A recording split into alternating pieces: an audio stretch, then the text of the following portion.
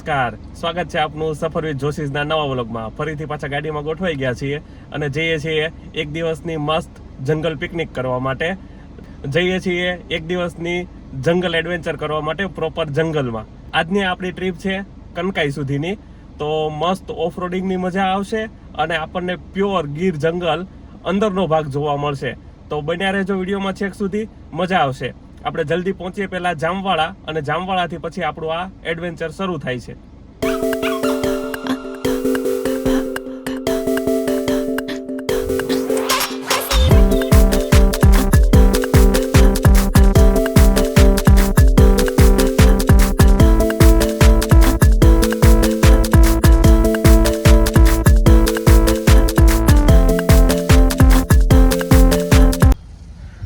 જામવાળા પહોંચી ગયા છીએ. આ તરફનો જે રોડ છે ને, આ તરફ જાય છે એ જુનાગઢ બાજુ જાય છે, અને આપણે કનકાઈ બાણેજ જવા માટે આ સાઈડથી જવું પડે છે. અહીંયા આગળ આપણે થોડા જઈએ એટલે પછી ત્યાં ચેકપોસ્ટ આવે છે ફોરેસ્ટ વિભાગની, ત્યાંથી પરમિટ કઢાવી અને પછી જવાનું જંગલમાં. અહીંયા જામવાળાથી પછી આપણે આગળ જઈએ ને એટલે થોડાક આગળ જઈએ એટલે જંગલની ચેકપોસ્ટ આવે ને ત્યાંથી પછી કાચો રસ્તો જ આવે છે. તો અહીંયા જામવાળા પહોંચી અને ગાડીમાં એર પ્રેશર ને ટાયર ને એ બધું ચેક કરી અને પછી આગળ જઈએ તો સારું રહે. જામવાળા ચેકપોસ્ટ પર આપણે પહોંચી ગયા છીએ. બસ અહીંયાથી હવે આપણે પરમિટ લઈ લઈએ અને પછી આપણી આગળની મુસાફરી શરૂ થશે. આ રીતે પરમિટ મળી ગઈ છે. અહીંયાથી આગળનું જે છોડવડી ચેકપોસ્ટ છે ને ત્યાં સુધીની પરમિટ હોય છે, અને અહીંયા પાછળ જો આ બધી સૂચનાઓ લખેલી છે, તો આપણે એનું બધું પાલન કરવાનું. અને અહીંયાથી પછી હવે આપણે આગળ જંગલમાં એન્ટર થઈએ છીએ. જો અહીંયા જામવાળા રેન્જનું ચેકપોસ્ટ આવી ગઈ અને આગળનો રસ્તો હવે ગીર જંગલનો. હવે અહીંયાથી છે ને 1 કિલોમીટર જેવો ડામર રોડ છે અને પછી છેક સુધી કાચો રસ્તો જ આવશે.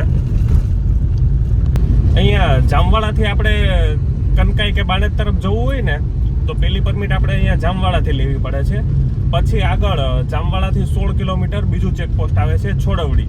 ત્યાંથી કનકાઈ અને બાણેજ બંનેનો અલગ અલગ રસ્તો જાય છે. તો ત્યાં આગળ જઈને આપણે પાછી ફરીથી બીજી પરમિટ કઢાવવી પડશે. તો આ રીતની આખી પ્રોસેસ છે. અહીંયા આપણે બસ ખાલી આપણા કાર નંબર અને કેટલા મેમ્બર છે એ બધું કહેવાનું, અને પરમિટ ફ્રી ઓફ ચાર્જ છે, કોઈ ચાર્જ લેતા નથી. પણ અહીંયા ફરજિયાત આપણે રજીસ્ટ્રેશન કરાવીને જ જવું પડે છે, કેમ કે આગળ બીજી ચેકપોસ્ટ આવે ત્યાં ચેક થાય આપણી આ પરમિટ. જો એમને જતા રહ્યા હોઈએ તો ત્યાંથી પછી પાછા અહીંયા મોકલી દે. એટલે કદાચ આવો ને જામવાળાથી આ તરફ તો ભૂલ્યા વગર અહીંયા જામવાળાથી પરમિટ કઢાવી જ લેવાની. જામવાળામાં જે પેલી સિંગોડા નદી છે કોડીનાર નીકળે એનો ડેમ અહીંયા આ તરફ છે, અને બસ અહીંયા સુધી જ આ પાકો રોડ છે. અને હવે અહીંયાથી છેક સુધી આપણે ઓફ રોડિંગ. અહીંયાથી આપણે છોડવડી છે એ હજુ લગભગ 12-13 કિલોમીટર રહ્યું છે, અને ત્યાંથી પછી 12 કિલોમીટર કનકાઈ થાય છે. તો છેક સુધી આપણને રસ્તો આવો જ જોવા મળશે અને આસપાસનો વ્યૂ બધો આવો. જો હવે પ્રોપર ઓફ રોડિંગ શરૂ થઈ ગયું આપણું.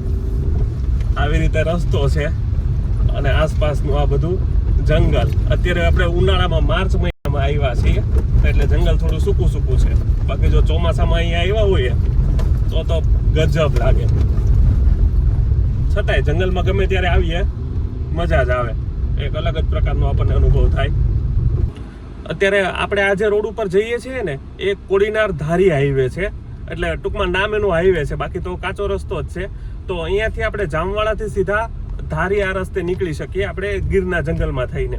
તો એમાં જ્યાં સુધી ગીર સોમનાથ જિલ્લાની હદ છે ને ત્યાં સુધી કાચો રસ્તો છે. પછી જ્યારે અમરેલી જિલ્લાની હદ શરૂ થાય ને ત્યારથી ડામર રોડ શરૂ થાય છે. તો અહીંયાથી ગણો ને લગભગ ધારી છે ને જામવાળાથી 60 કિલોમીટર થતું હશે. ઘણી ટ્રીપ એવી હોય ને કે એમાં આપણી જે મંજિલ હોય ને એની કરતાં રાસ્તા બહુ ખૂબસૂરત હોય. તો આ એવી ટ્રીપ છે કે ત્યાં આપણે માતાજીના દર્શન કરશું ને એનો તો આનંદ છે જ તે, પણ આ જે રસ્તો છે ને એમાં ડ્રાઈવ કરવાની અને એ જોવાની બહુ મજા આવે છે.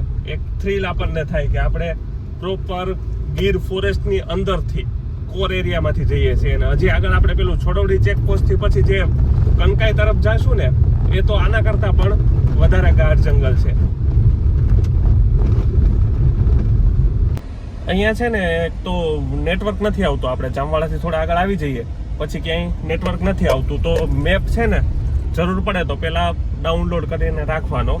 અને બીજું એ કે આપણે જામવાળા તરફથી આવીએ ને તો ડાયરેક્ટ જો કનકાઈનું તમે લોકેશન નાખશો ને તો એ રસ્તો બીજો બતાવશે વિસાવદર તરફથી.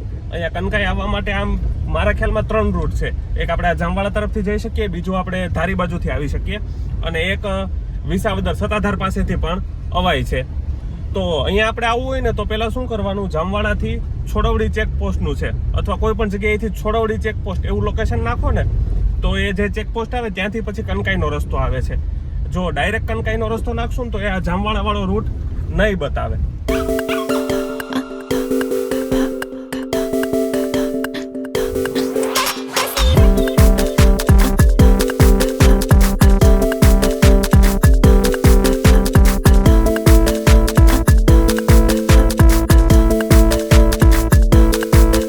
આ બધા જો નાના નાના છે ને વોટર ક્રોસિંગ હોય, ચોમાસામાં આવીએ ને તો આ બધામાંથી પાણી જતું હોય ને આપણે પસાર કરવાનું હોય. અત્યારે તો પાણી સુકાઈ ગયેલું છે. જો અહીંયાથી હરણ પસાર થાય. અહીંયા આ રીતે રોડ ઉપર આવીએ ને એટલે આપણને વાઇલ્ડ લાઈફ જોવા મળે જ તે. તો અમે જોઈ ગયા ને એટલે ગાડી દૂર ઊભી રાખી દીધી અને ગાડી બંધ કરી દીધી એટલે એને ડિસ્ટર્બ થાય નહીં.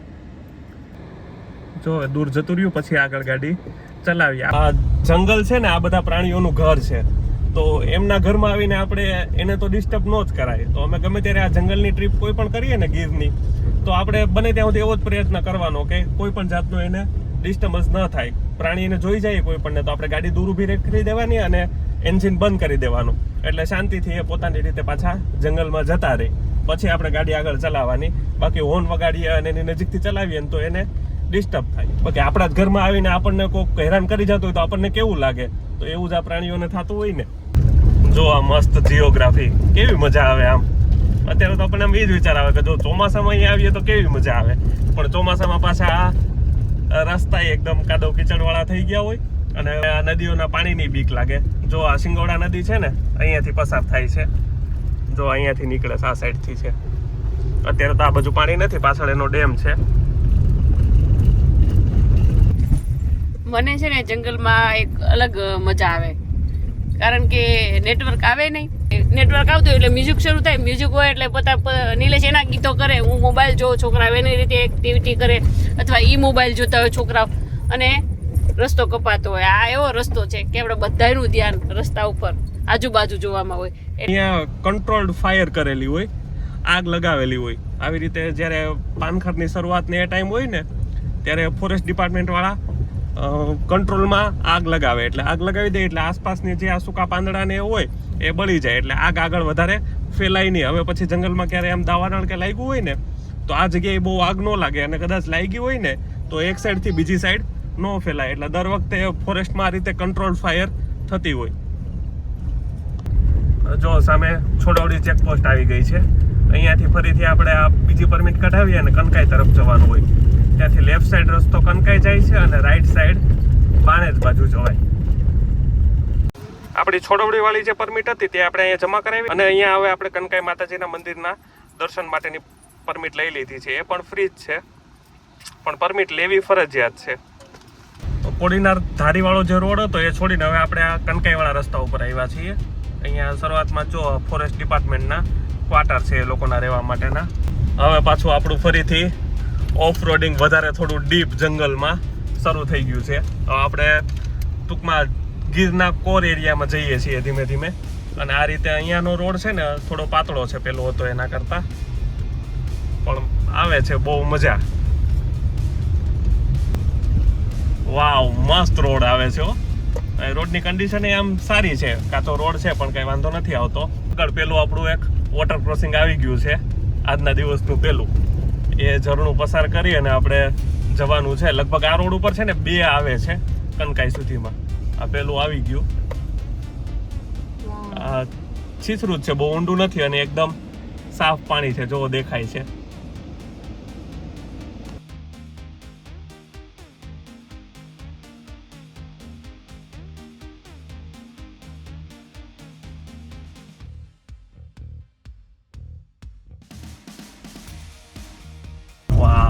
મસ્ત હિલ આવે છે. હિલ તો બધે આવે, પણ જંગલમાં જે હિલ આવે ને ઉત્તરાખંડની મજા આપણા ગીરમાં. હા, કેમ નહીં.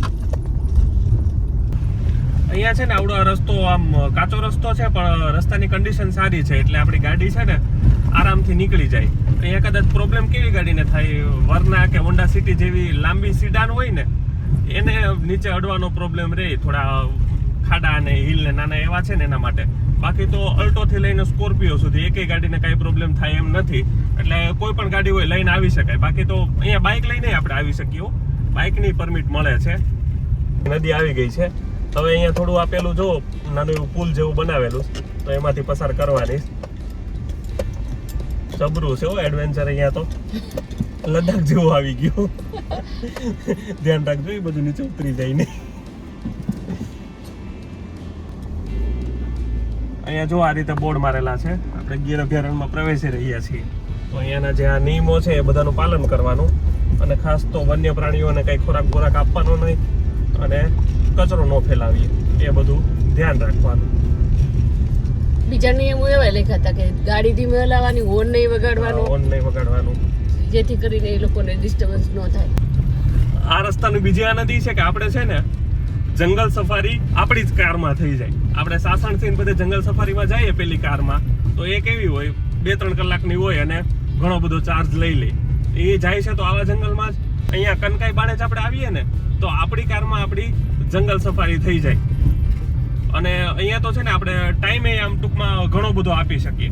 અહીંયા સવારે 7-8 વાગે ચેકપોસ્ટ બધી ખુલી જાય, અને ચેકપોસ્ટનો અહીંયાનો નિયમ એવો છે કે અંધારું થાય એ પહેલા આપણે બહાર નીકળી જવું પડે. એટલું આપણે ટાઈમ ટેબલ ગોઠવીને આવીએ તો આખા દિવસની મસ્ત સફારી થઈ જાય પ્રોપર જંગલમાં. અને એમાં જો ચોમાસામાં આવીએ તો મજો જ થઈ જાય.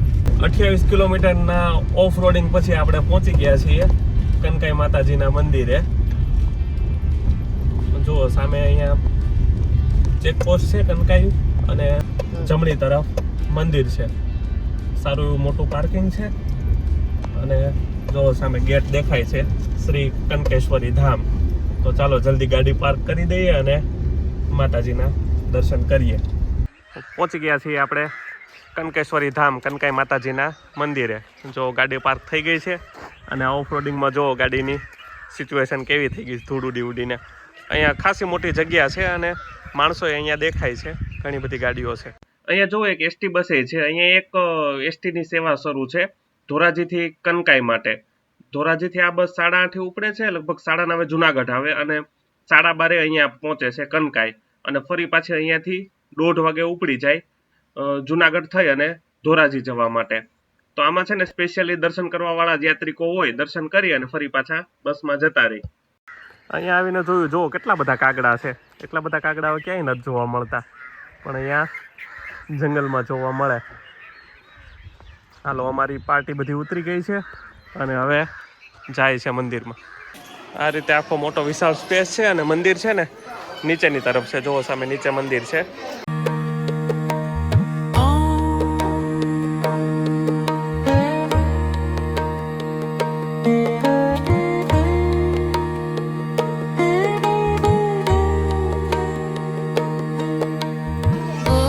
આજે અહીંયા છે ને સત્યનારાયણ ભગવાનની કથા છે, એટલે કથા માટે આ ઘણા બધા માણસો આવેલા છે.